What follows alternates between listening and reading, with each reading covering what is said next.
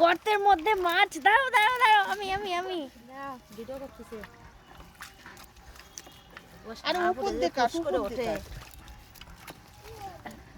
কি হলো ও দাদা? সবাই ওইনে যে বুট হয়ে দাদা এসে দেখো তো একটু কি হলো। চলে গেল। ওই যে আছে। দাদা সামনে দাদা পুকুরিতে মারবে। হ্যাঁ এই যে কি হলো? এটা মাগুর মাছের লেজা। দেখেছি কত করে তো ঢুকে গেল মাছ।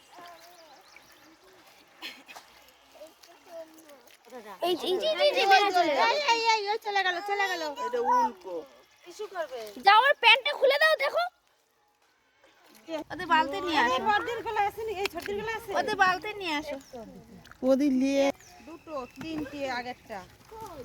রে বাবা দেখ কি সুন্দর শুকনো জায়গায় দে। হ্যাঁ আমি তো দেখেছি মাছ ই করতেছে, জল ছিটতেছে, দেখি কড়কড় করে ঢুকে। আর ওর মধ্যে দেখ কতগুলো ঢুকিছে। এ তাহলে এই পাঁচটা অনেক মাছ। এই সর্দি এই পাঁচটা মাছে যে করে গত সব করে খুসপা। হ্যাঁ এর মধ্যে সাপও আছে মাছও আছে। জায়গাটাতে পড়ে যাবি নি। এই তো আরে অনেকগুলো না। মা তুমি সাবধানে পড়ে যাচ্ছ। আর আছে? ওই যে কুস্তিতে বেরোচ্ছে। ও ওয়াও তো ভালো।